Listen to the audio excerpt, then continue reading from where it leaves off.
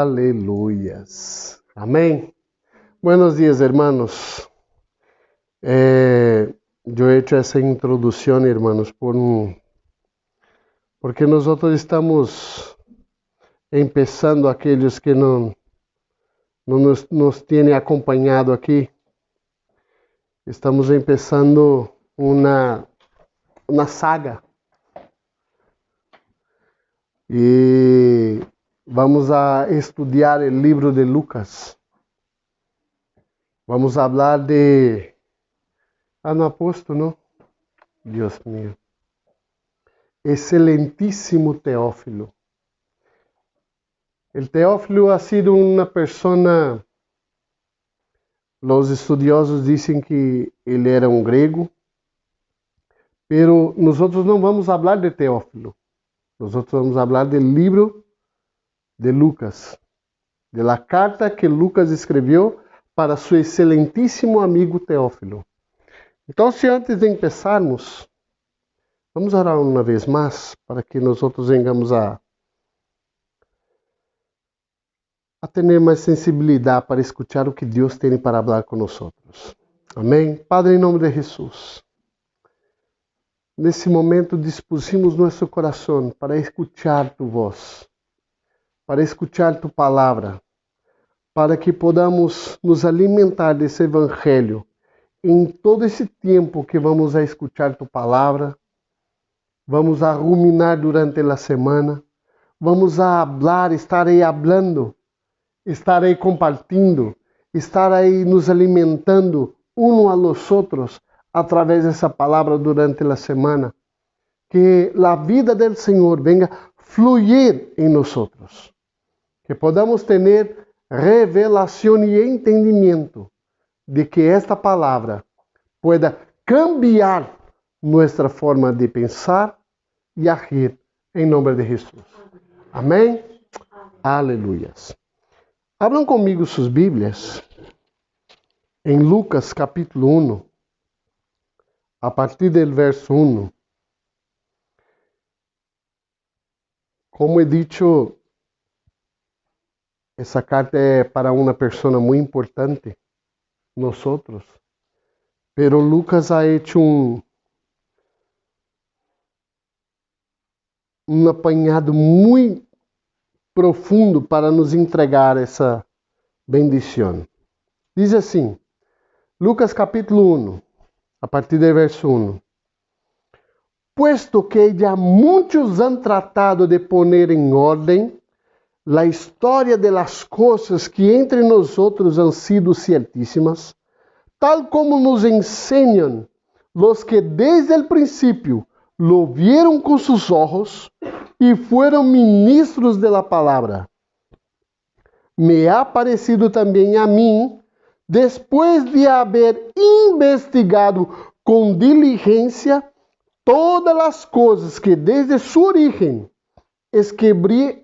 escreví-te-las por ordem, ó excelentíssimo Teófilo, para que conozcas bem a verdade das coisas em las quais has sido instruído. Irmãos, essa introdução aí nos habla de um montão de coisas. Lucas ha hecho um estudo para uma pessoa, o excelentíssimo Teófilo. E essa pessoa em si, eu creio que seria uma pessoa que estava começando a conhecer a Cristo por seu nome, Teófilo, que significa Teo, e Filos, Teo, algo de Deus, Teo, Deus, e Filos, amor, sentimento. Ou seja, podemos dizer que seria amigo de Deus, o significado de Teófilos. E esse homem, os estudiosos diziam que era um grego, era uma pessoa que não era um judío, não sabia em realidade o que estava passando ali na Judeia, porque ha chegado hasta ele algo sobre Jesus, sobre a religião, sobre a política, sobre a situação do país, assim como nós outros lo recebimos. Pero lo interessante de tudo é que Lucas lhe trata de excelentíssimo Teófilo.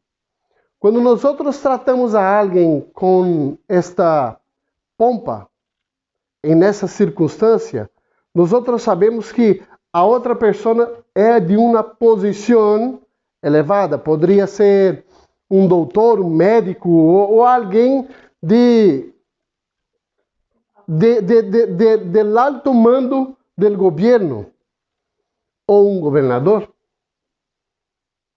A história sobre Teófilo não nos habla, de Lucas não nos habla sobre quem é Teófilo, a fundo quem é Teófilo.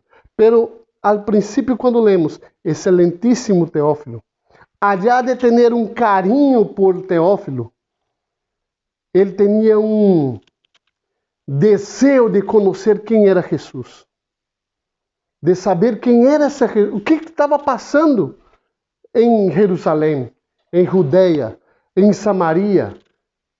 Queria saber o que estava passando ali. Quem era esse Jesus de quem nós escutamos falar? Eu quero conhecer. Lucas, por favor, eu te financio tudo. Eu te pago tudo.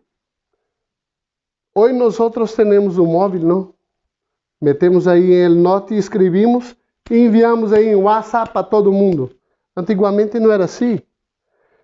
Não existia isto. Era papiros. Era manuscritos escritos em piel de animais. Era caro. A pintura para escrever era caro. Custava caro. E nós quando leemos a Bíblia, vemos que Lucas é o maior evangelho de los tres, de los quatro. O maior. O menor é de Marcos, que eu creio que tinha menos recursos. Pero lo interessante, quando lemos o livro de Hechos, está aí escrito também ao excelentíssimo Teófilo. O livro de Hechos também foi escrito e se dá a conhecer a los estudiosos por Lucas também. Ou seja, o livro de Hechos também é grande.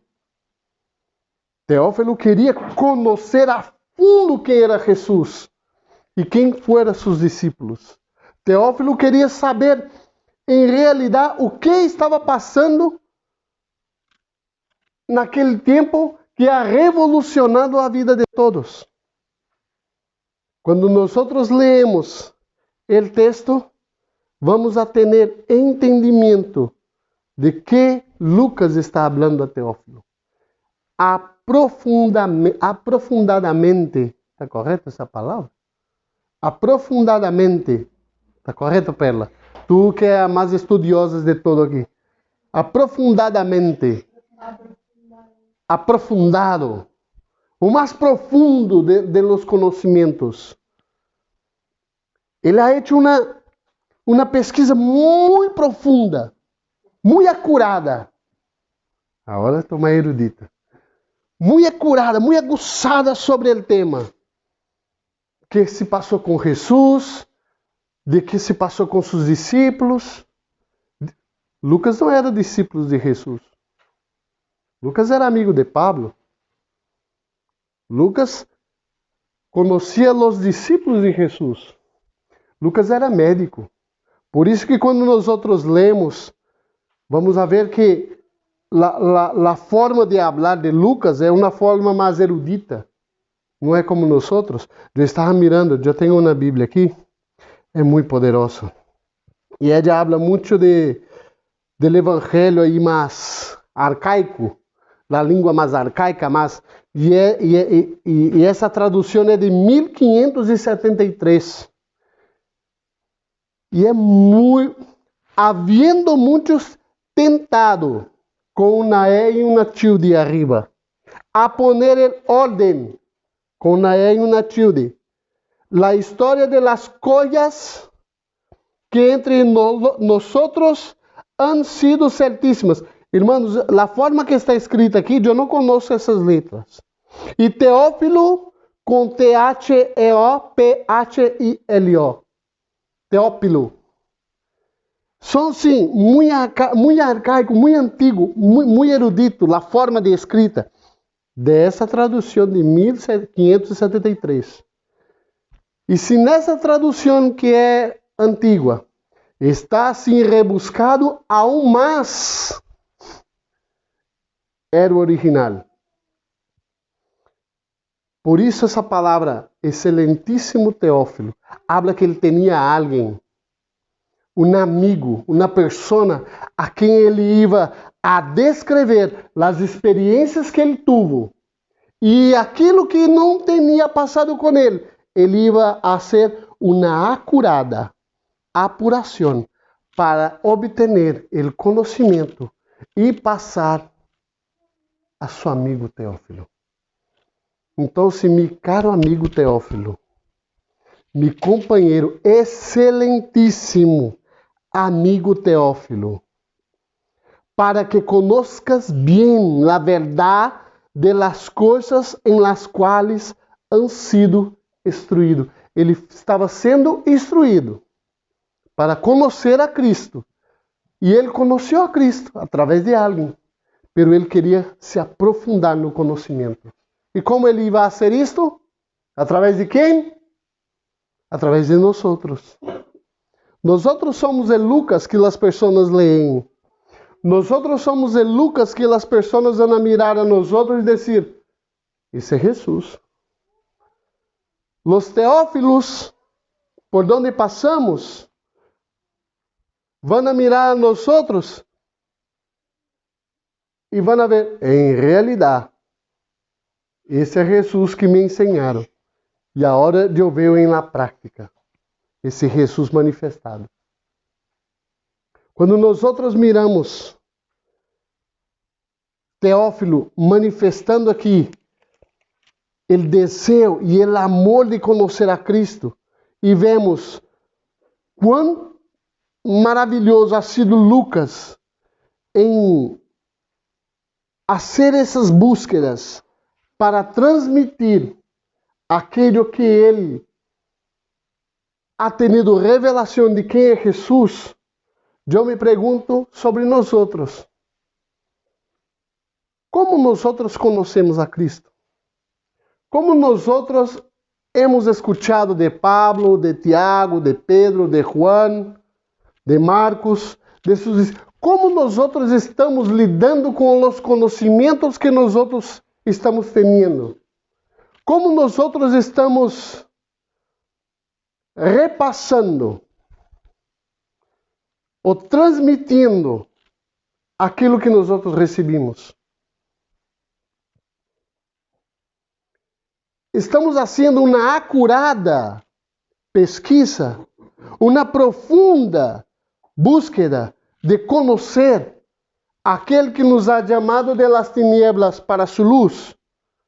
Estamos fazendo esta chamada, estamos fazendo essa búsqueda, estamos fazendo essa pesquisa para poder passar a alguém, para poder passarmos a Teófilo, a los teófilos que estão aí fora. Nós outros, como estamos transmitindo a Jesus? Como estamos transmitindo a Cristo com o conhecimento que nós outros temos? Esse conhecimento que nós outros temos é aprofundado? Esse conhecimento que nós outros temos é correto? Esse conhecimento que nós outros temos está firmado em Cristo? Quando Lucas ha hecho essa profunda pesquisa, ele ha hecho essa pesquisa literalmente, quando nós outros leemos, firmado em la roca, que é Cristo. Ele não ha hecho uma pesquisa natural. Ele não ha hecho uma pesquisa só de conhecimento natural. Ele ha hecho uma pesquisa cronológica para saber em realidade de onde estou até a onde tenho que chegar. De onde he venido para onde estou hasta onde tenho que chegar. ele não ha hecho uma pesquisa apenas para conhecimento natural de Teófilo, pero para poner em prática as realidades. Quando lemos agora a partir do verso 4, verso 5, vamos começar que ele não foi diretamente na genealogia de Jesus, porque tudo começou em Juan el Bautista. Porque antes de venir Jesus, quem tinha que venir primeiro? O livro de Isaías nos ensina, que não me recordo, creio que é o capítulo 5, que habla: voz de que ele clama em el desierto, preparai el camino del Senhor. A voz não vendria del templo. Como? Isaías 40, verso 5. 3, do 3 ao 5. Algo de 5 tinha. Eu sou malo para memorizar. Quando escuchamos voz de que clama em el desierto, preparar el camino del Salvador, del Senhor. Quem tinha que venir antes? ¿El Senhor ou el preparador de camino? El preparador de camino, porque era uma profecia. O profeta Isaías estava profetizando. Então, se vamos aí. Verso 5. Hubo en los días de Herodes, rei de Judea, um sacerdote chamado Zacarias, de la clase de Abías. Su mujer era las hijas de Aarón, e se chamava Elizabeth. Ambos eram justos delante de Deus e andavam irrepreensíveis em todos os mandamentos e ordenanças del Senhor. Pero não tinham hijo, porque Elizabeth era estéril. E ambos eram já de idade avançada. Aconteceu que, exercendo Zacarias o sacerdócio, delante de Deus, segundo a ordem de sua classe, conforme a la costumbre del sacerdócio, lhe tocou em sorte oferecer el incenso entrando en el santuário del Senhor. E toda a multitud del pueblo estava fora orando, e a la hora del incenso. E se lhe apareceu um ángel del Senhor, puesto em pé a la derecha del altar del incenso. E se turbou Zacarias al verle, e lhe sobrecorrió temor. Pero el ángel lhe dijo: Zacarias, não temas, porque tu oração ha sido oída, e tu mujer Elizabeth te dará a luz a um hijo, e llamarás su nombre Juan. E tendrás gozo e alegria, e muitos se regocijarão em su nascimento, porque será grande delante de Deus, não beberá vinho nem sidra, e será lleno del Espírito Santo, aún desde el vientre de su madre. E hará que muitos de los hijos de Israel se convertam ao Senhor Deus de ellos. Irá delante de él con el espíritu y el poder de Elías, para hacer volver a los corazones de los padres a los hijos, y de los rebeldes a la prudencia, y a los justos para preparar al Señor un pueblo bien dispuesto. Fuerte, ¿no? Juan Bautista iba a venir com o espírito de Elias, ou seja, ele iba a venir com a mesma disposição. Sabe o que ha hecho Elias? Elias ha enfrentado a Jezabel e dijo a Acabe, su marido: mira, cria vergonha em tu cara, despoja dessa mulher e la quita del meio del pueblo, vuélvete a Deus, cria vergüenza. E sabe o que ele ha hecho? Nada. Se submeteu a sua mulher. E sabe o que Elias ha hecho? Matou os profetas de Baal. 400 solo. Nada. Solo 400. E fora os outros de los outros deuses. Elías ha venido para confrontar, não afrontar, confrontar, levar a las personas a volver-se a Deus. Esse é o mesmo espírito de Juan, el Bautista. E ele, nessa época, ha confrontado de los tetrarcas. Porque, não sei se é Lisânias, vamos aqui mais adelante.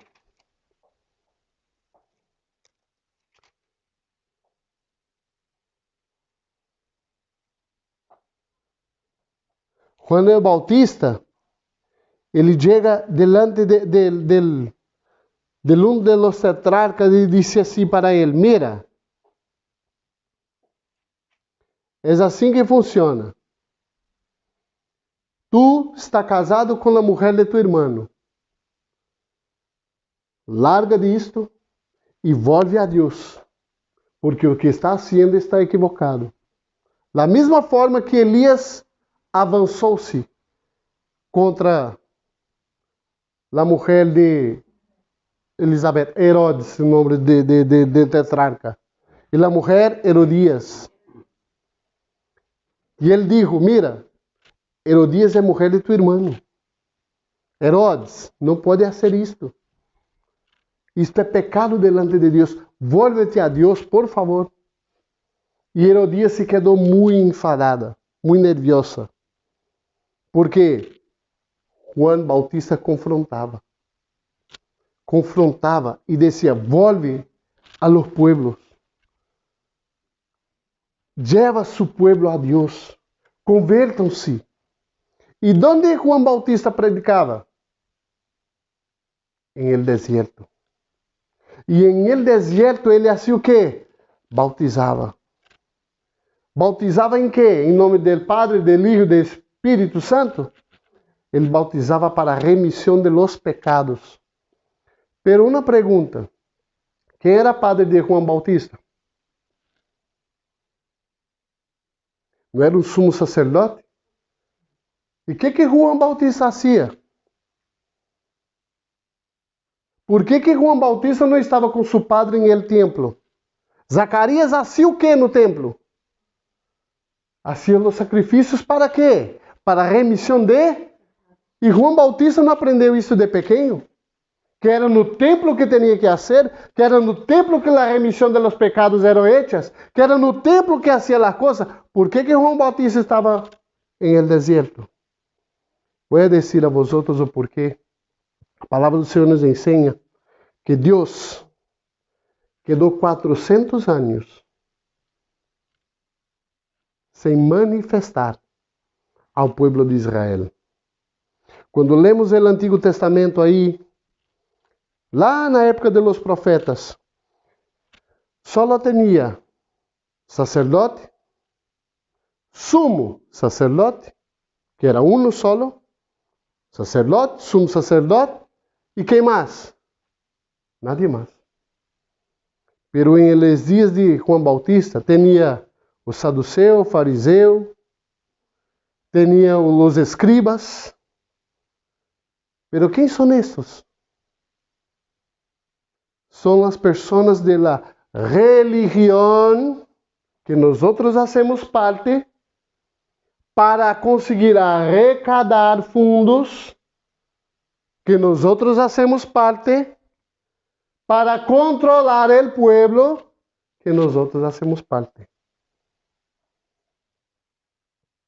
Porque na nossa religião, nós sempre, nunca, jamás buscamos um Deus que nos salva, que nos sana, que nos cambia, que nos transforma. Só queremos o Deus para cumprir aquilo que nós desejamos, não o que Ele quer. Sempre buscamos um Deus que não nos transforme. Buscamos um Deus que cambie quem nós somos. Buscamos um Deus que nos regala coisa, que nos dá coisa, que eu dou aqui uma paloma, haz el sacrificio y yo estoy bien y sigo mi vida. E João Bautista viu que não era isso que Deus queria. E quando vemos mais adiante, creio que no capítulo 8 de Lucas, habla sobre João Bautista, dizendo que a palavra de Deus estava com João el Bautista. Não estava com os sacerdotes em el templo. A palavra de Deus foi manifestada em João Bautista, não em los sacerdotes del templo. E los profetas, las profecias, quedó hasta Juan. Em Juan se cumpre todas as outras profecias. Em Juan termina o ciclo das profecias, porque se cumpre em Jesucristo. Tudo está em Cristo. Quando temos esse entendimento que em Cristo estão todas as coisas, nós vamos a ter revelação de que nós necessitamos é apenas ser transformados pela renovação de nossa mentalidade em Cristo. Porque Juan foi transformado. Juan estava em el deserto. Ele tinha que estar aonde? Em el templo. Pero a voz que clama em el deserto estava aí preparando o caminho del Senhor. A voz que clama em el deserto estava preparando a manifestação do poder e a autoridade de Cristo Jesus em la terra. É isso que Lucas está ensinando a Teófilo. Como nós outros estamos acostumados a ler a Bíblia? Como nós outros estamos acostumados a ler a Bíblia? Ah, eu venho.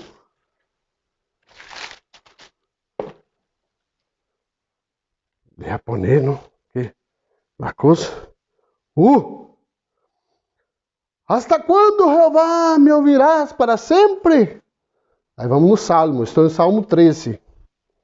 Aí, mas eu, em tua misericórdia, ha confiado meu coração alegre em tua salvação. Ah, eu estou salvo. Deus disse aqui no 13, aqui, Salmo 13, que eu fui salvado. Pronto, já está.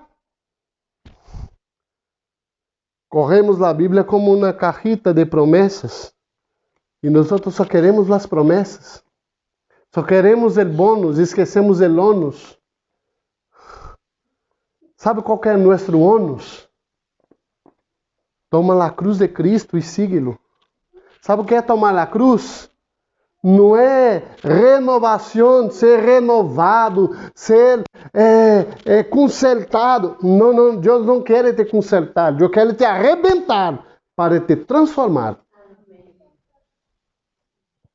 É isso que Juan estava fazendo em el deserto. Deus não quer cambios, quer transformação. É distinto. Renovação. Você vai ser restauração e renovação. Vai ser o mesmo. Deus não quer isto. Deus quer transformação. Isso que Romanos nos habla. Seais transformados. Sai de aqui e vem para aqui. Essa guitarra sai de ali e vem aqui bajo. Isso é transformação. Isso é transformação. Sai telefone de aqui e laptop aqui. Não, isso é telefone. Isso está ultrapassado. Eu escutei ontem em Wakanda. Ayer.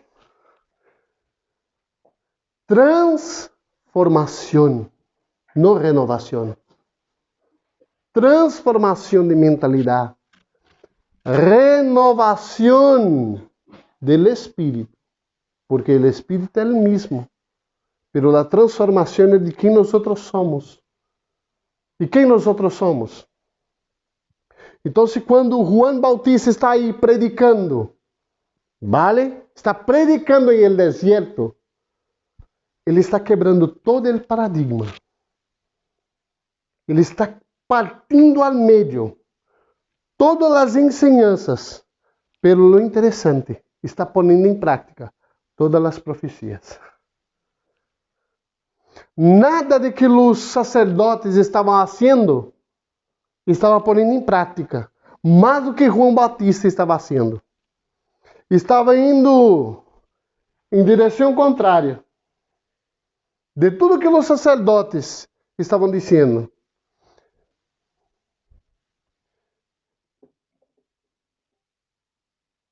Mira, se compra aqui uma pelota de uva desta, um grano de uva desta, 1.000 euros cada um.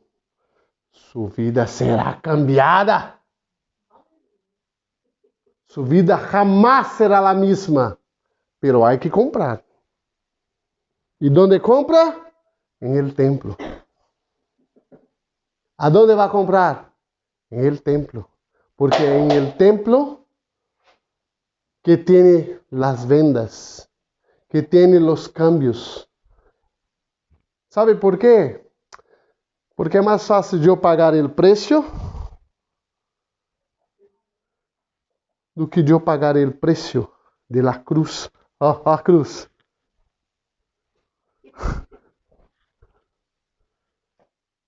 É mais fácil. O preço de la cruz é muito pesada. Eu tenho que partir tudo quem sou para ser quem Cristo é. Porque eu sempre estou correto, porque eu não quero fazer o que quero. Eu tenho que fazer de minha maneira. Cristo não vive aqui, quem vive aqui sou eu. Sou eu que tenho que desfrutar. Sou eu e Cristo nada.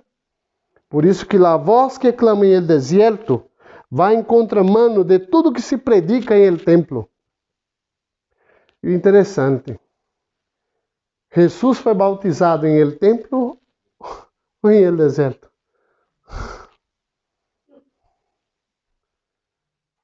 Aonde Jesus foi? Ele necessitava ir, pero para que se cumpla a palavra, ele foi bautizado por João o Bautista. Para que se cumpla a profecia, ele foi hasta João Bautista. Interessante, não? E nós outros aí. No capítulo 3, verso 1 diz: Em el ano 15º del império de Tibério César, sendo governador de Judéia, Pôncio Pilatos, e Herodes, tetrarca de Galileia, e seu irmão Felipe, tetrarca de Itureia, e de la província de Traconite, e Lisânias, tetrarca de Abiliânia, sendo sumo sacerdote Anás e Caifás. Para tudo. Quem era sumo sacerdote? Equivocado algo aqui. Vino a palavra de Deus a Juan, hijo de Zacarias, em ele. Peraí.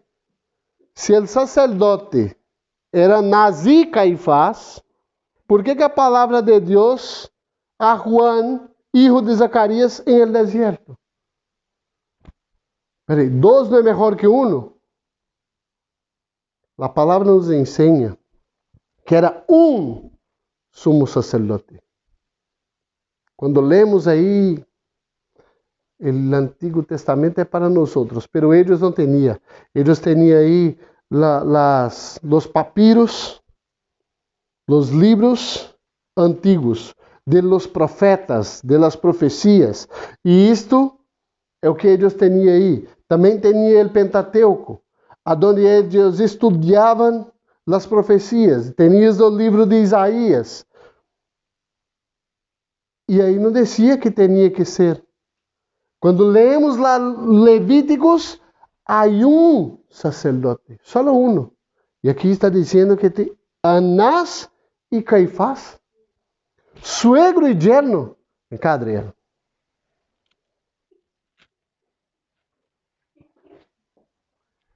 Antigamente, não se passava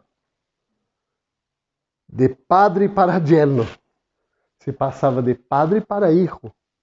Pero los sacerdotes era el maior e el yerno. Isso não funciona, irmãos.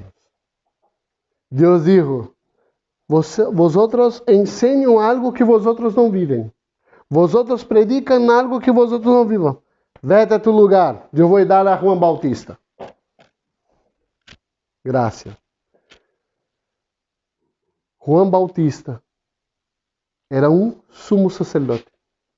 Era um de los sacerdotes. Ele, dia ou outro, ele tinha que ir como seu padre foi antes de seu nascimento ao incensário. Pero por que ele escolheu ir para o deserto? Ele preferiu obedecer do que sacrificar.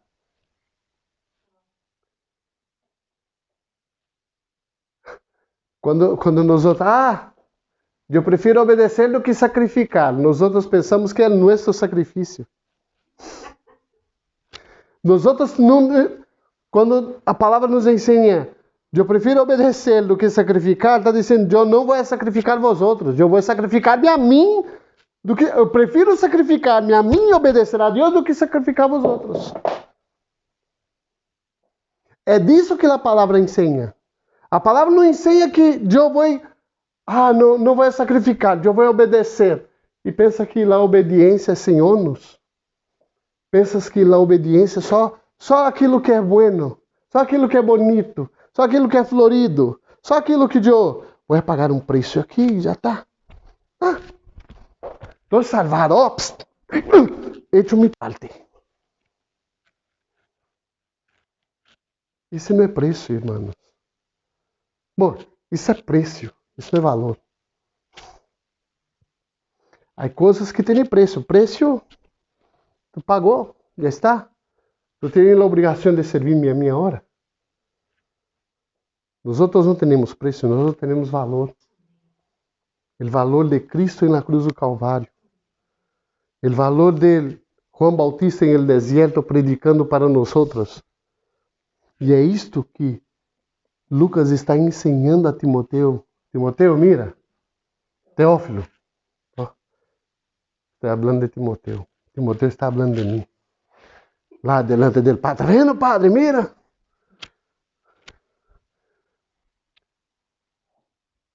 Irmãos, é isso que Lucas está ensinando a Teófilo.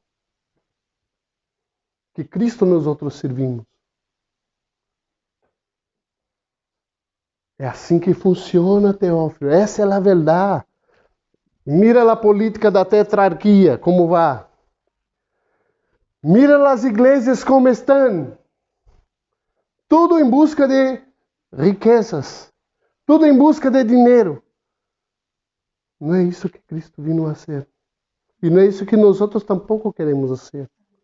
Nós outros só queremos manifestar o Cristo. Ponto, já está. Quando nós outros entendermos que quando Cristo tem o governo de nosso coração, nós outros deixaremos de ser miseráveis, pobres, ciegos e desnudos. Aunque tenhamos a maior riqueza do mundo, tenhamos nossas contas na Suíça, tenhamos nossas contas aí em todo sítio, abarrotada de bilhões de euros e ouro. Aonde que estejamos assim, seremos miseráveis, pobres, cegos e desnudos se não vivimos Cristo. De que serve tanto dinheiro se eu não sirvo para servir a meu irmão?